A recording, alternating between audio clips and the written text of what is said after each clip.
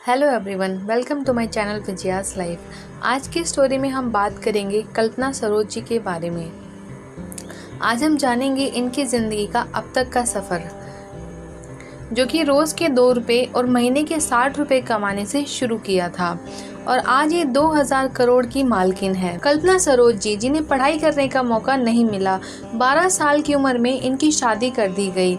इनके मामा जी का कहना था कि पढ़ लिख कर क्या करोगी, आगे चलकर तुम्हें चूल्हा चौका ही संभालना है, बस घर के काम सीखो। इस तरह से ही सैक्रिफाइसेस से भरी हुई थी कल्पना सरोज जी की ज़िंदगी। वे पढ़ना चाहती थी, ज़िंदगी में आगे बढ़ना चाहती थी, लेकिन उनकी बात किसी ने नहीं सुनी। और सिर्फ कल्पना जी ही नहीं, ऐसी ना जाने कितनी महिलाएं हैं जो कि ऐसे घटिया लोगों की मानसिकता का शिकार होती थी उस समय। 12 साल की कच्ची उम्र, जिस समय शादी वर्ड का मीनिंग भी लड़कियों को नहीं पता होता, उस समय उनकी शादी कर दी गई।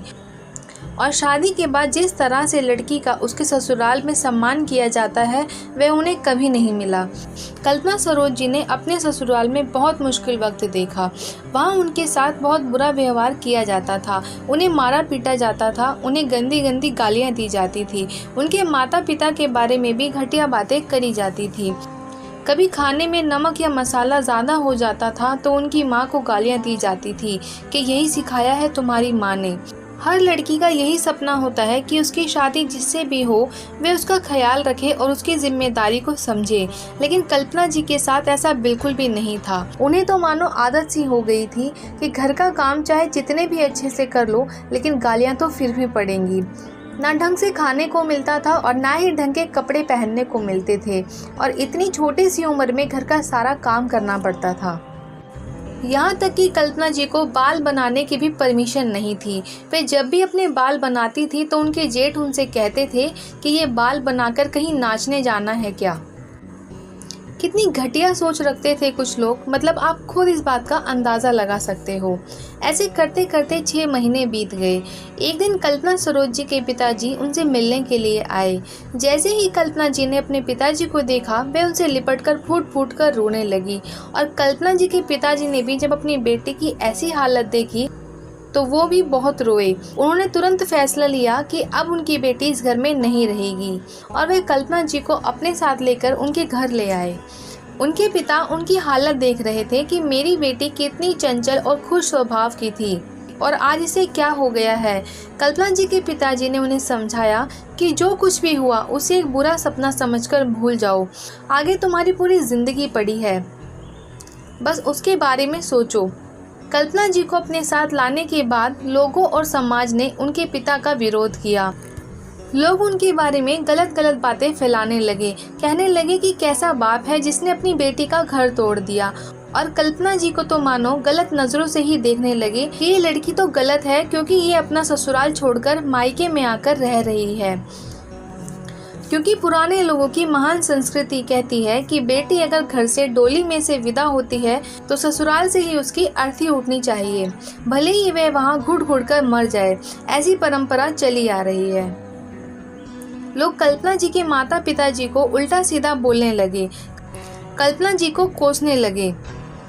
कल्पना जी सोचने लगी कि मेरी जिंदगी तो वहाँ भी मुश्किलों से भरी हुई थी और यहाँ भी लोग मुझे चैन से नहीं जीने दे रहे।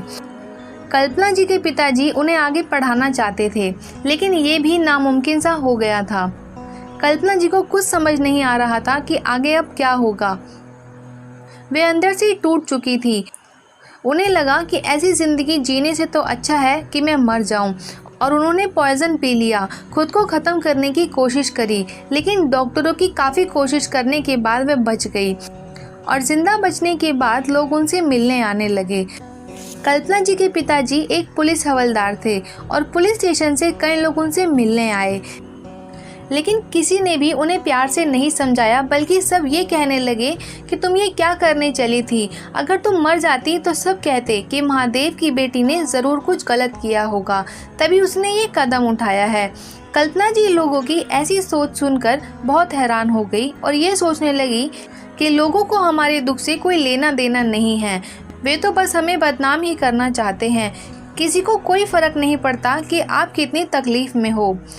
बस लोगों का एक ही काम है आपको गलत समझना। कल्पना जी ने उस दिन सोचा कि अगर कुछ करने से मरना ही है तो ज़िंदगी में कुछ करके हमें जीना चाहिए।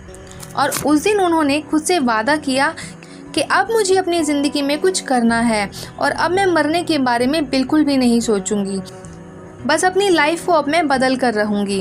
हॉस्पिटल से घर आने के बाद उन्होंने खुद को कुछ दिन संभाला और सबसे पहला कदम नौकरी ढूंढने से शुरू किया। वैसे कल्पना सरोज जी भी अपने पिताजी की तरह एक हवलदार बनना चाहती थी, लेकिन कम उम्र और कम एजुकेशन होने की वजह से ये मुमकिन नहीं था। उन्होंने बहुत कोशिश करी लेकिन उन्हें वहाँ कोई काम नहीं मिल रहा था और वह गांव में रहकर खेती बाड़ी नहीं करना चाहती थी। तो उन्होंने अपनी माँ से कहा कि आप मुझे मुंबई भेज दो, वहाँ बहुत सारी मिल और कंपनियाँ हैं, तो वहाँ मुझे कुछ ना कुछ काम ज़रूर मिल जाएगा। और बड़ी मुश्किलों से उनकी माँ ने उन्हें मुंबई भेज दिया और कल्पना जी के पिताजी भी रिटायरमेंट के बाद उनके पास चले गए और वहाँ की एक हौजरी कंपनी में रोज़ के 2 रुपये पे वो काम करने लगी। और ऐसे करते करते उनको 2 साल बीत गए। उसके बाद एक दिन कल्पना जी को पता चला कि उनकी बहन बहुत बीमार है और उस दिन उन्हें पता चला कि अगर आपके पास पैसा ना हो तो आपके अपने आपकी नज़रों के सामने दम तोड़ देते हैं और आप कुछ नहीं कर पाते। उन्हें अपनी बहन को खोने का बहुत दुख हुआ। वे सोचने लगे कि अब उन्हें ज़िंदगी में और मेहनत करनी होगी जिससे कि ऐसा वक्त उनकी ज़िंदगी में दोबारा कभी ना आए। और उस समय गवर्नमेंट की बहुत सारी स्कीम चल रही थी, तो उसी की मदद से उन्होंने 50,000 का लोन लिया और अपना एक बिज़नेस करना शुरू किया, जिससे उन्होंने एक बुटीक स्टार्ट किया और थोड़े समय के बाद उन्होंने फर्नीचर का बिज़नेस भी शुरू किया। और फिर उन्होंने देखा कि गवर्नमेंट सभी लोगों को जॉब नहीं दे सकती और ऐसे बहुत से यूथ हैं जिन्हें जॉब की ज़रूरत है। तो कल्पना जी ने उनकी मदद करने का सोचा और उन्होंने एक सुशिक्षित बेरोजगार संगठन योजना बनाई और ऐसे लोगों को मदद करी जो अपनी ज़िंदगी में कुछ करना चाहते हैं। इसके बाद कल्पना सरोज जी का नाम सब जगह होने लगा और लोग उन्हें पहचानने लगे। जो लोग बेरोजगार थे उन्हें काम मिला और कई घरों के चूल्हे जलने लगे। लोग अपनी प्रॉब्लम्स कल्पना जी के पास लेकर आने लगे। ऐसा करते करते एक दिन एक प्लॉट का केस कल्पना जी के पास आया। वे केस उन्होंने सॉल्व कर दिया और वे एक बिल्डर बन गई। बिल्डर बनने के बाद लोगों को उनका बिल्डर बनना पसंद नहीं आया, क्योंकि भारत एक पुरुष प्रधान देश है और कल्पना जी एक दलित जाति से हैं, इसलिए लोगों को उनकी ये तरक्की रास नहीं आई कि कैसे एक दलित महिला हमारी बराबरी कर सकती है। और कुछ लोगों ने तो उन्हें मारने की कोशिश करी, उनके नाम की सुपारी दी गई। जब कल्पना जी को इस बारे में पता चला तो वह सीधा पुलिस स्टेशन गई और उन लोगों के खिलाफ कंप्लेंट कराई। पुलिस ने उन लोगों को हिरासत में लिया और फिर पुलिस ने ही कल्पना जी को कहा कि आप एक काम करो, आपकी जान को खतरा है तो आप पुलिस सिक्योरिटी ले लो। कल्पना जी ने मना कर दिया और कहा कि अगर आप मेरी सच में मदद करना चाहते हो तो आप मुझे एक रिवॉल्वर का लाइसेंस दे दो ताकि मैं अपनी प्रोटेक्शन खुद कर सकूं। और इस तरह से उन्होंने एक रिवॉल्वर ले ली और इसी तरह से वे अपनी लाइफ में आगे बढ़ती रहीं। और फिर कल्पना जी शुगर फैक्ट्री की डायरेक्टर भी बनी और उनकी कंपनी कम्युनिटी लिमिटेड के कुछ वर्कर उनके पास आए और कम्युनिटी लिमिटेड के लिए कल्पना जी ने बहुत मेहनत करी थी। कम्युनिटी लिमिटेड देश की एक बहुत बड़ी कंपनी है जिसे सुप्रीम कोर्ट की बेबी भी कहा जाता है। सुप्रीम कोर्ट ने पहली बार वर्कर्स को मालिक बनाया और मालिकों को एक साइड में कर दिया। यह कंपनी कल्पना जी के बहुत करीब है, क्योंकि उन्हें पता है कि भूख और बेरोजगारी से लोग कैसे तड़प तड़प कर मर जाते हैं। 2000 से लेकर 2026 तक कोर्ट में हियरिंग होती रही। फाइनली 2006 में कोर्ट ने ये कंपनी कल्पना जी को चलाने के लिए दे दी। एक ऐसी लड़की जिसके गांव में ठीक से रास्ते भी नहीं हैं, आज उसकी कंपनी के नाम से 2 रोड हैं, एक रामजी बाई कमानी और दूसरा पुरला कमानी।